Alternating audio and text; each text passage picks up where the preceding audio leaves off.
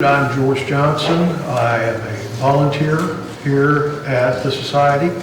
I work in the photo archives and I've been cataloging the Bradley photo collection, specifically the collection, part of the collection that was railroads, or is railroads. Jim Bradley was a rail fan, railroader. He was actually a professional photographer, but he loved railroads. So a lot of the collection, and it is a huge collection, was or is railroads.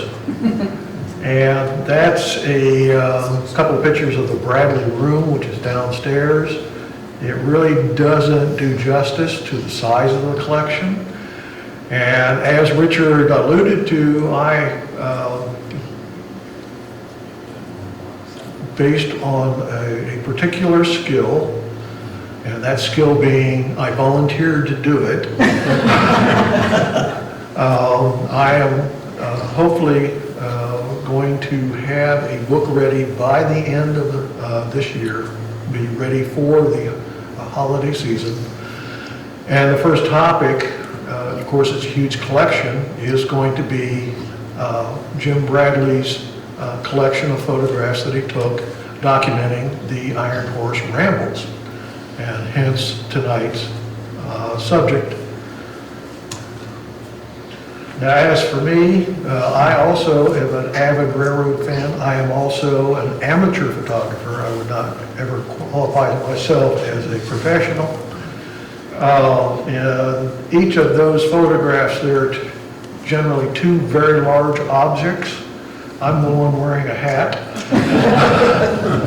And I did want to say that anytime that I do catch a train, as I have a couple there, I do practice safe release, and no trains are ever harmed by my catching them.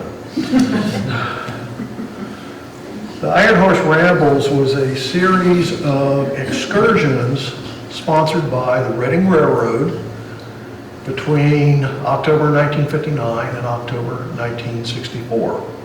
Now, this is an important period because within the decade, most railroads had completely dieselized. They had completely retired most or all of their steam engines, and that which once was a very common sight, in other words, a steam engine pulling a train down the tracks, within a very short time became a rarity.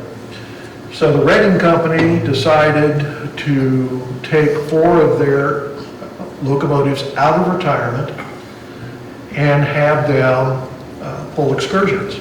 And they pulled excursions both in fall and spring of those years, and they covered areas within the Reading Railroad system.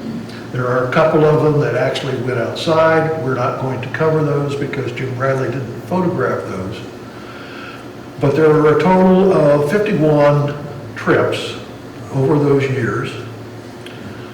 Of those trips, 12 came into Cumberland County because Gettysburg was one of the primary locations of the Rambles. Of all of the Rambles, Jim Bradley documented a total of 18. Now you say, well, there are 51 trips, and he only did 18. That's still over 250 images and 3 16 millimeter films. Do not worry, I did not include everything in tonight's presentation. Jim Bradley was also very good at keeping notes, so I will at some points refer to my notes here to read what is on the screen, or specifically his notes about a particular topic. So if I look away from you, my apologies, it's to read his documentation. The documentation, this is an original broadside or a ticket that was used to advertise the Iron Horse Rambles. And basically what it is advertising and saying on the picturesque Gettysburg branch during height of apple blossom season in Adams County, Pennsylvania. 1.5 hour stopover with special events in historic Gettysburg and on the branch.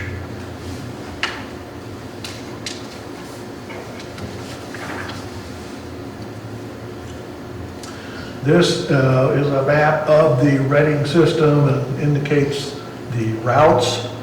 I'm not going to try to point all of them out, but if you look to the far left, you'll see Harrisburg going down to Gettysburg. Again, there were 12 trips that came through Harrisburg down to Gettysburg during that period. The engines they used were the Reading T1. And the T1, which was their designation, was a series of 30 locomotives that the Reading shops built at the end of World War II. As it turned out, they needed large engines to pull freight, and these were designed to pull freight. But due to wartime restrictions, they could not use a new design, and they, of course, were restricted on materials. So they took existing locomotives that they already owned, used the boilers and fireboxes from them, and put them on an extended frame and added the other bits and pieces, and they had what you see there is the T1. This 2124 was the first of the engines to pull any of the Rambles. It was built in 1947. The drivers on it were 70 inches, and that's about here on me, so they're very big. Had a white classification, WHYTE, that is a classification based on the wheels, which means it had 4 up front, 4 small wheels up front, which helped guide the locomotive on the tracks, 8 large wheels, driving wheels, and then 4 in the back, which supported the firebox and the cab. So it's a 484. 484s are very large, powerful steam engines. You can see on there the total weight of the engine was 440 some thousand pounds. Length, it was 110 feet with its tender. And the tender capacity, it had 19,000 gallons of water and 26 tons of coal. So it was a very large engine. This is the 2124. It is preserved. It is at Steamtown. Took these earlier. It has, since I took these in 2012, it has been cosmetically restored and repositioned, but it is still at Steamtown. It is on static display. This engine is not scheduled to ever be refired, so it is always going to be something on static display. But it is truly a piece of, I think my hearing aids are giving me some impedance here, so I apologize. But it is truly a piece of, an impressive piece of hardware. If you're ever up to Steamtown to see it. Now, since the most railroads had retired their steam fleet, they also retired and dismantled a lot of the infrastructure needed to service steam locomotives. And steam locomotives are, excuse me, maintenance hogs. They really need a large labor force and a large infrastructure to keep them operational. So what is depicted here is what would happen is on this particular trip and on other trips, they would come into a town, and this basically, they came into Harrisburg. They would uncouple the engine, run it backwards to Rutherford Yard, where they still had a coal dock, which is depicted in the picture on the right, and they would service the locomotive there, and then they would run the locomotive back to the consist of cars and proceed with the trip. And that was not unusual because of the amount of coal and water needed to operate the train. We are having some technical issues with the mic. I apologize. I don't know what it is. Now, due to certain restrictions on part of one of the routes, that being the Catawissa branch, they actually had to take the steam engine off due to the weight and actually have diesels pull the consist between Tamaqua and West Milton on some of the trips.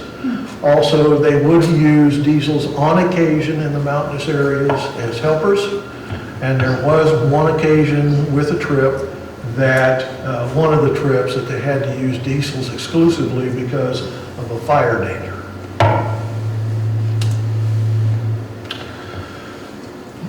When they came to town, it was like the rock star came to town. And safety was kind of thrown out the window, as you can say. And frankly, one of the things that I really appreciate working with Jim Bradley's photographs is that he captured the moment. Just didn't try to get the best train picture, which he did, but he also was able to, as I say, capture the moment. He's a true professional. One of his former colleagues described him as an artist who used a camera rather than a brush. And as you go through, as I said, I've had the pleasure of cataloging his very large collection. It's very, I really appreciate the fact, the artistry and technical ability that he put into his work. Are you here to save me? Sorry, I'm going to do my best to save you. Where's the train down? It's just a blue mouth train down. Okay. I guess it wasn't my hearing aids. I am hoping everybody can hear me. Yes. Yeah. And when the Rambles came to town, it was a big social event. The whole town would turn out. They'd even bus people in and have special events. This is Shamokin. Basically what they would do is they had a double header. To get through the mountains, they would have two of the steam engines pulling the consist, and that must have been a true sight.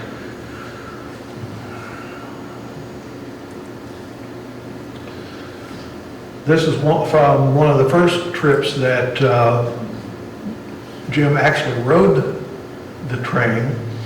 He only actually rode the Rambles on 2 occasions, both in 1960. And I'll discuss that here in a moment. But again, I think this is a good representation of the type of work that he did and the types of shots that he could get. It's not only the majesty of the 2 engines sitting, waiting for the signal to move ahead, but also the crowd around it, admiring the engines, getting in some cases a close look of something that was no longer a common sight on American railroads. Jim Bradley's primary medium was black and white, high resolution black and white photographs. And I think is an excellent example of the type and beauty of photograph that he collected. This is a particular one. This is Ramble from Harrisburg to Philadelphia, and it's frankly the only picture he took of that particular occasion. But I think it'll say it's a pretty good picture. Taken from the 13th Street Bridge in Harrisburg. And what he says about that is with 484, number 2124, taking the Iron Horse Ramble east into the cut at 13th Street, Harrisburg, early on a Saturday morning. Now, having told you that his primary medium was black and white, of course, the next slide I show you is going to be color. He did on a few occasions use 2 cameras and took color slides in addition to black and white photographs. This is one occasion on this trip in October 1962. You get a beautiful color slide. The color is nice.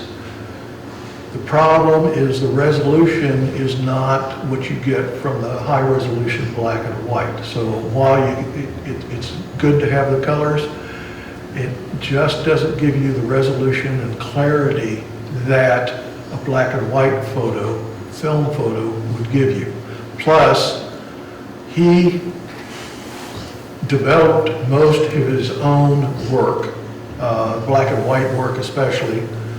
The color slides that he took were Kodachrome, and that's a very difficult proprietary process, which I frankly don't know that if he did, but I would be very surprised if any person would, because generally that's fantastic. You've got father and son on a rather cloudy, rainy, chilly day, walking along, looking at a train, making memories. But I'd like you to take a close look at the young man here, especially his sleeves. I think it's fairly obvious that he left the house and did not have the proper gear on, and he's wearing his dad's jacket. And it's little things on, as an aside with this that I really appreciate as I go through Mr. Bradley's collection.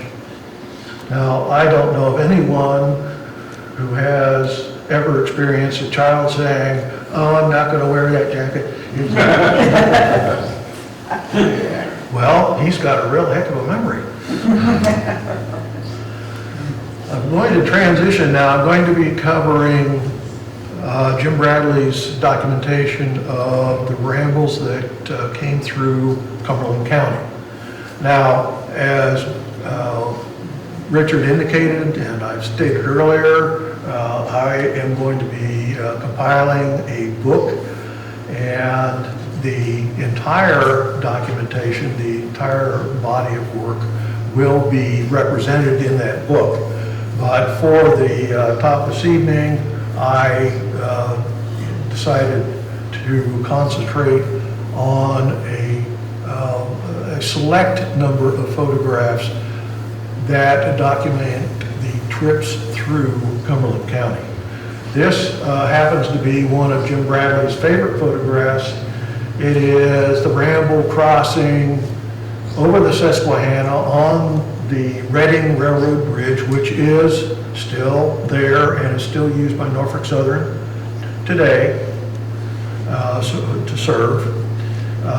He used this in a number of his exhibitions.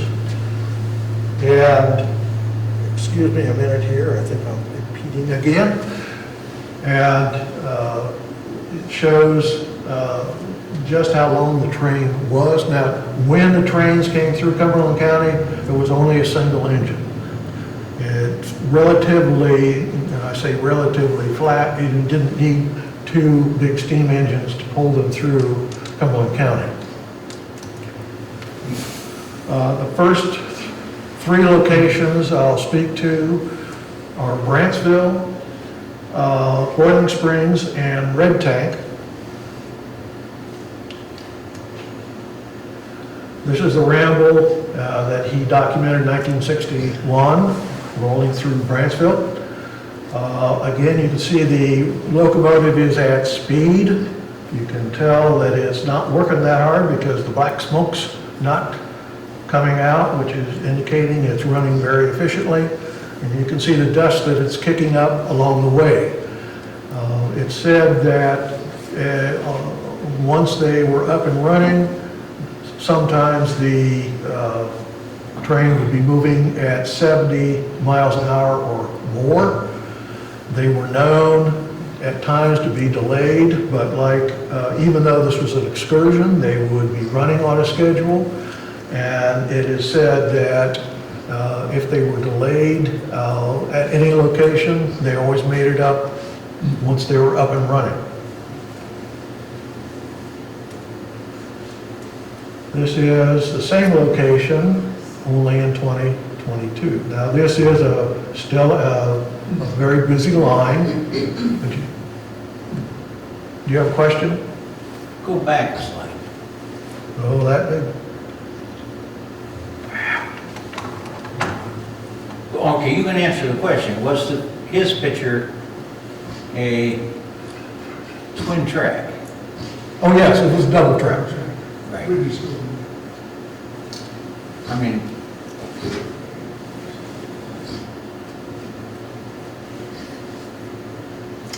Yes, it's double track, and there are many sightings. more than, that was an exchange. 2, 4, yeah.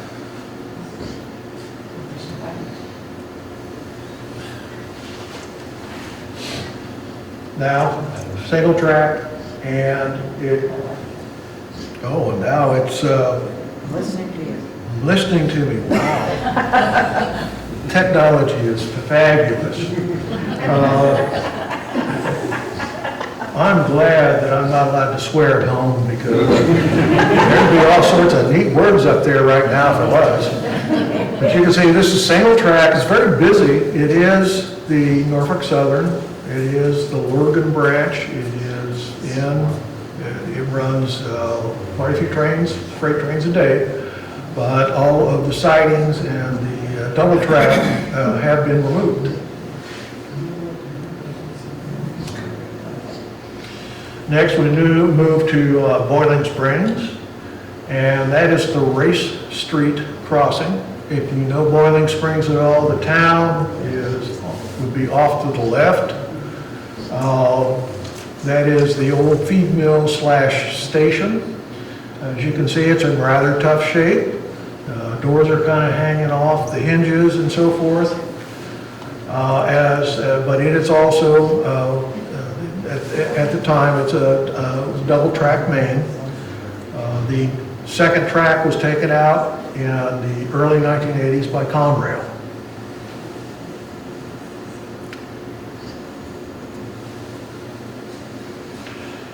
This is just follow-on shots. There's the same building in the background. And he titled the slide on the right as the Summer's Day Journey. It must have been a very nice day in June when he took this. This is the same location today, or not today, in March at least. If we notice right here, that is the foundation for the old feed mill that was depicted in the earlier shot. Apparently it burned down, I believe, in the 1970s. Again, the double track has been taken out, and it's a single track. You can see to the left there is a bridge leading into town to orient you.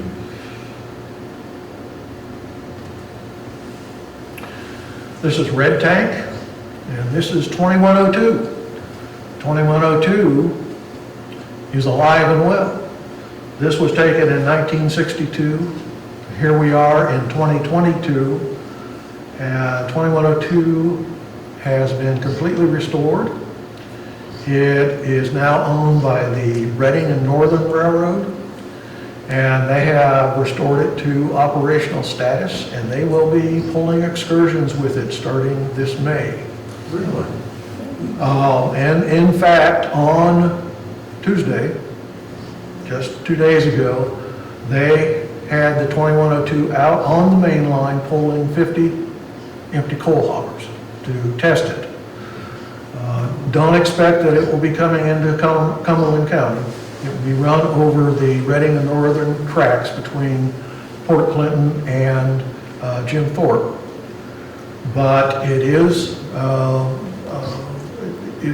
good to know that 60 years on, this engine has not only been preserved, but it is operational again.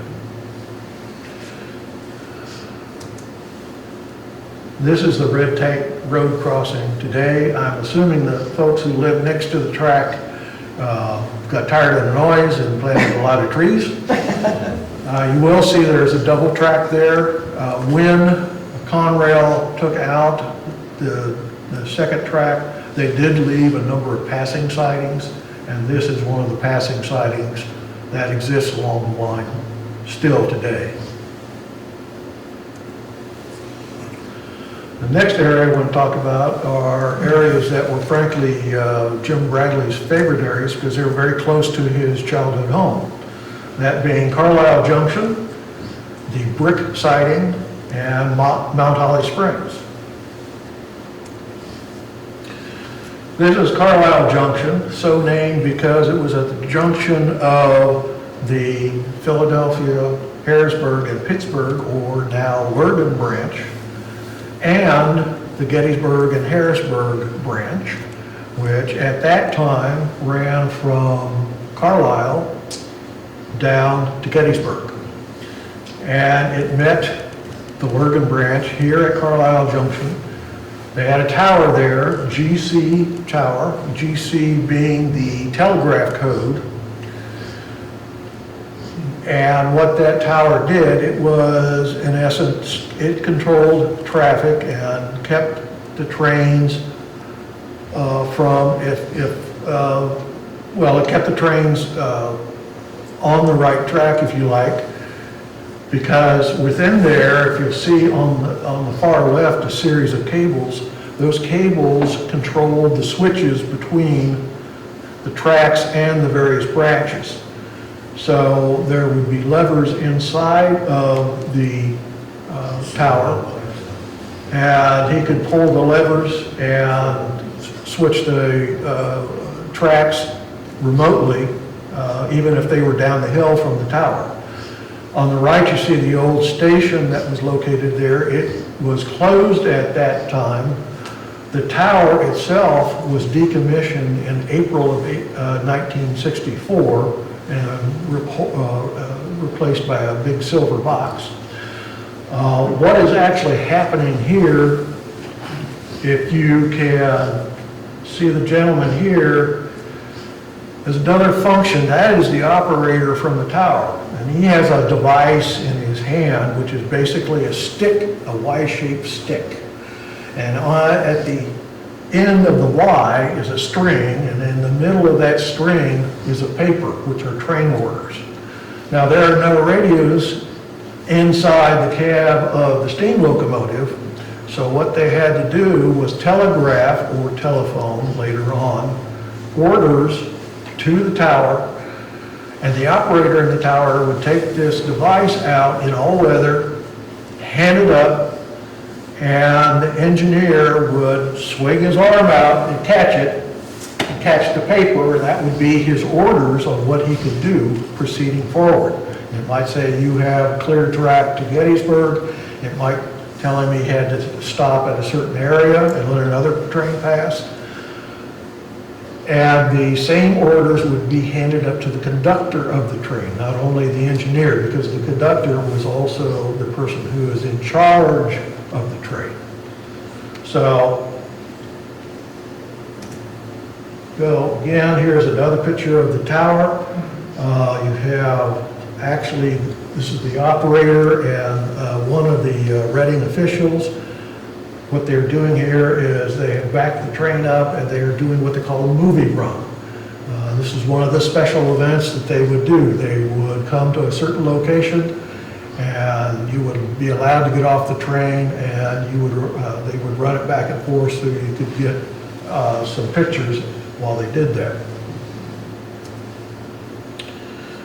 I included this picture because this is the point at which the Rambles left the main line and went down on the G&H branch. And what goes down must come back up, and this is actually a return journey. This is the one of the Rambles coming back from Gettysburg, climbing the hill to get back on the main line here at the GC or GC Tower at Carlisle Junction.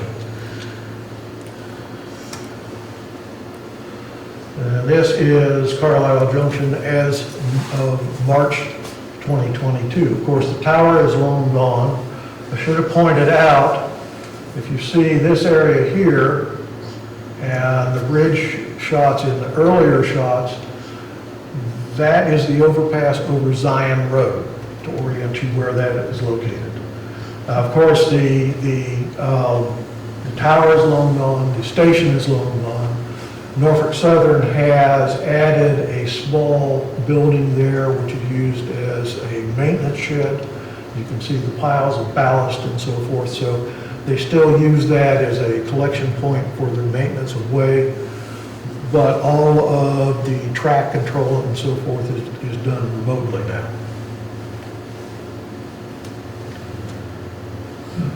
Here we've turned 180 degrees. We're looking into Mount Holly from Carlisle Junction. And again, this is the road. This is the overpass over Zion Road here. And the gentleman standing in the track is actually a Reading official who is monitoring the train as it backs up. And it's being backed up for one of the movie runs. And to indicate how steep the hill was between the two branches, here you've got one going down. Jim Bradley was on the bridge taking this shot, and a shot where it's going up the hill. So you can see that it's quite a climb for any engine to move up and down between the two branches. This is Carlisle Junction looking into Mount Holly Springs, and that is the line that goes down to the G&H branch today. Still operational, still have trains on it occasionally, but certainly not anything like it used to be. The next location is Brick Siding. It is between Carlisle Junction and the east side of Mount Holly Springs. Now what you see is the train has pulled down on the brick siding, and you'll notice behind it you have a freight train. In fact, it's a loaded coal train led by a couple of Reading diesels. That shows you the location of what is now the Lurgan branch versus the G&H branch, or the brick siding. Called the brick siding, we believe, simply because there was a large brick industry there at one time that was serviced by the railroad, gone by the time the Rambles came through, certainly very little remaining of it now. But this is one of the stops. They allowed people off to take pictures. Same location. People even brought their puppies to see the train.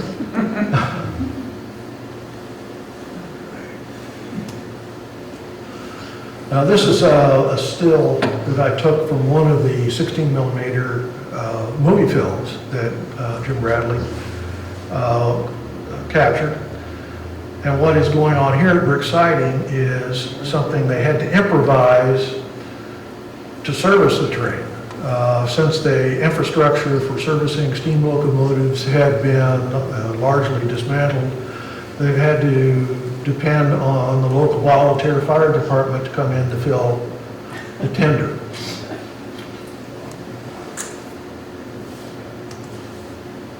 So what did they do for the coal? They would have locations where, as I said, I think I indicated earlier, they would run it in the Rutherford yard and fill it at the coal tower. Frankly, I am not clear. I don't believe they had any way to service that in Gettysburg. I do not know. I am researching that, and I hope to find out. I do have a shot that's not included in this presentation that they actually had bucket loaders fill at some locations, specifically Shamokin. But in terms of when they came into Cumberland County, I don't know if there was any point that they could replenish the coal supply. This is a return journey on the G&H branch in brick siding. And you're looking right into the east side of Mount Holly Springs. Of course, that's a water tower that's still there.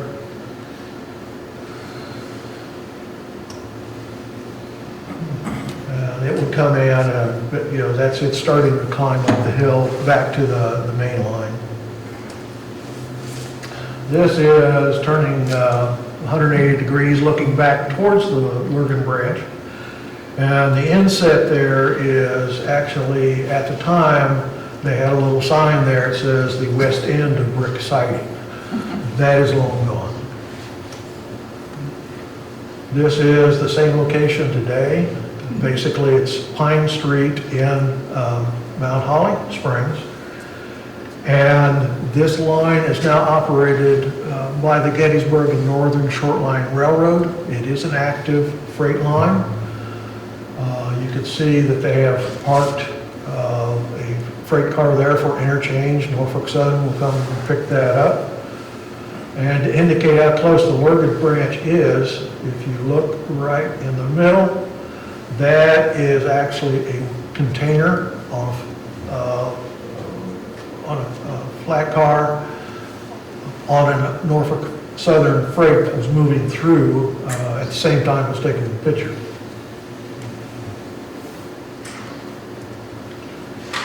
Now this happens to be one of Jim Bradley's favorite shots, and in fact it was just republished in Classic Trains magazine, and it's one that he used in a number of his exhibits, and he even wrote a very nice essay regarding this particular shot, and I'm going to, here we go.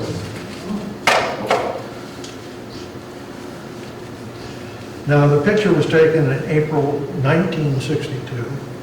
The essay, short essay I'm about to read, was written in 1972, and here we are in 2022. So it is, I wonder if he remembers that Sunday.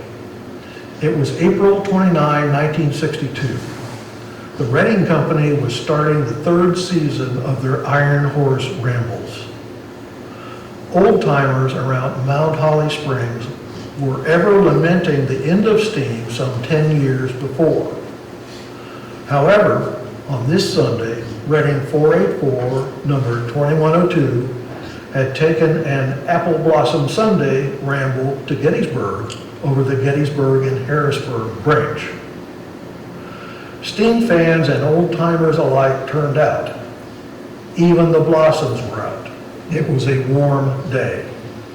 By evening, a few people began gathering at the Reading's old weather-beaten station on Pine Street to await 2102's return to Gettysburg. Shortly, whistle echoes drifted down from the hills of Holly Gap. I quickly took up position for a clear shot. Suddenly, as 2102 gave one long blast for Pine Street, a youngster appeared in my viewfinder. I pressed the button. So soon, it was 1972. Happily, 2102 is still around, but the old station is gone. Some of the old-timers are gone. The Rambles are only memories, and that youngster, well into his teens now. I just wonder if he remembers that Sunday. Well, here is the rest of this story. That youngster happens to be one Randy Watts. Many of you know, as a longtime volunteer here at the Historical Society and the author of many books about Cumberland County history, especially railroads. Now, for those of you who know Randy, you may not be able to recognize him here because his back is to you and you cannot see his trademark mustache. But that is Randy. And I did.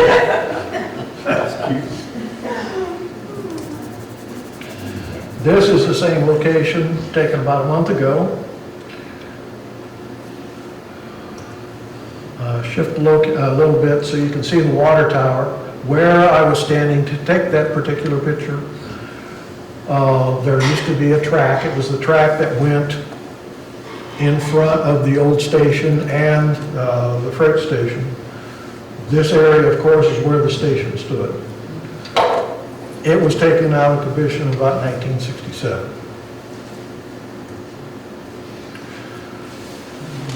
The next area is Holly Gap, Upper Mill, and Hunter's Run. Now, I can only imagine going down 34 through Holly Gap where you had an engine with drivers as tall as I am, making all the noise that it would, riding alongside you. You can see a line of cars. This is what I called pacing earlier. Another shot, you can see there's a 1960 Chevy giving a good run to 2102. And this was another case where Jim Bradley was using two cameras. In this case, he dropped his still camera and picked up his movie camera. And I have a still that I grab from it. And you can see that the Chevy decided discretion was the better part of valor and that the train went.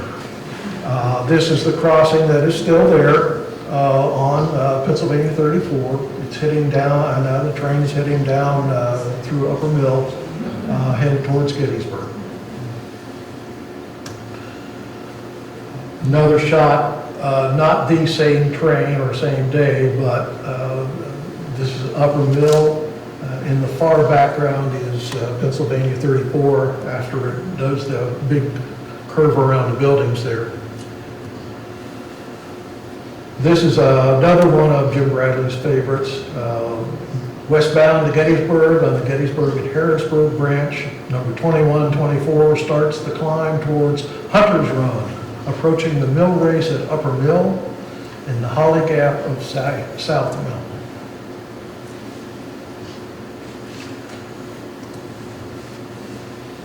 Here's the side-by-side at Hunter's Run. Hunter's Run, there was a station. Wondering where that was, the station. If you go down 34, there is a parking lot for the Appalachian Trail right next to Green Mountain Road. And the station was generally back in that area. Now here we have his Jim Bradley shot of the 2102 going around the S-curve, having gone over the Creek Hunter's Run and is proceeding down towards Gettysburg through the trees. Earlier this month, I caught the Gettysburg and Northern running a couple of diesels and a freight in the same area. It's interesting to me especially that actually there are two diesels at the head end of that freight in the shot on the right. Both of those diesel locomotives were built initially in the early 1950s, making them the same age as me, basically. And as I rapidly approach my 70th birthday, I will say that finding something that's 70 years old that still works is very encouraging.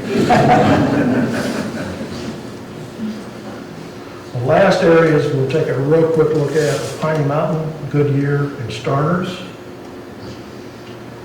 This is the Piney Mountain is the elevation behind the locomotive. Here is going upgrade towards Starners, which is the summit between Mount Holly and Gettysburg. This is the crossing at Old State Road, whereas Myerstown Road comes in and is basically jogs through that area. If you look well to the right, you can see Pennsylvania 34 and a whole line of cars up there. I don't know where they're doing the pacing. Hopefully they have a friend who doesn't like trains doing the driving. This is a good year, and again, you see a whole line of cars chasing the train.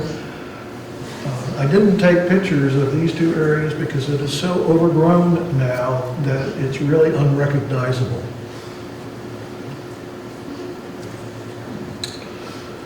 Here we are at the Georgetown Road crossing, and it is another, again, one of his favorite. And if you'll forgive me just a moment, I am going to get to the notes here.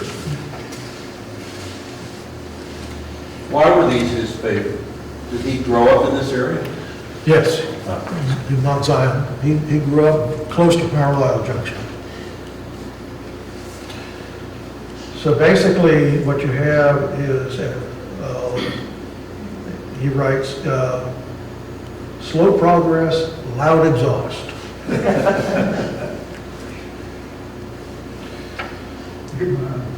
Reading 484-2102, climbing at 1.75% grade up the Gettysburg Branch, just east of Starner Station, the summit of the long steady pole from Mount Holly Springs. Folks at the crossing show mixed emotions to the engine's loud exhaust.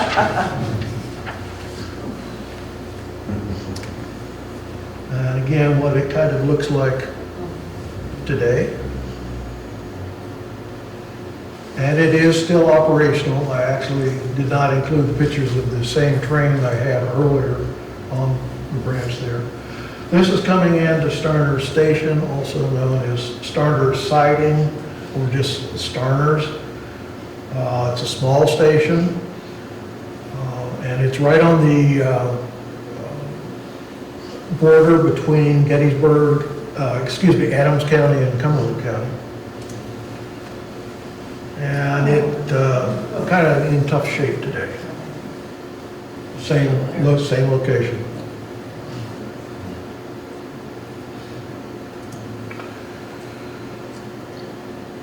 This is down in Adams County, coming to the end. The top picture is coming into Gardner's. Down below we have, once they have come into Gardner's, you'll notice that we have people on top of a boxcar there. Please don't do that. And the shot on the right is near Biglerville.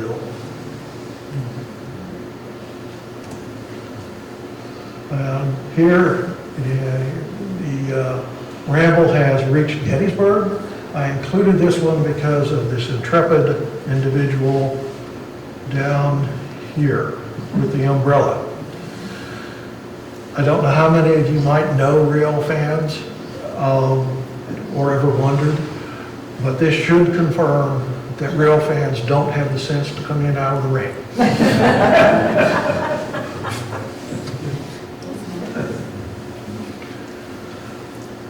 So this is the end of our journey.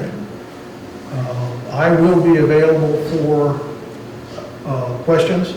I did want to give everyone a chance to partake of the refreshments, so please don't feel that you have to sit and come up and ask questions as a group. I will be here.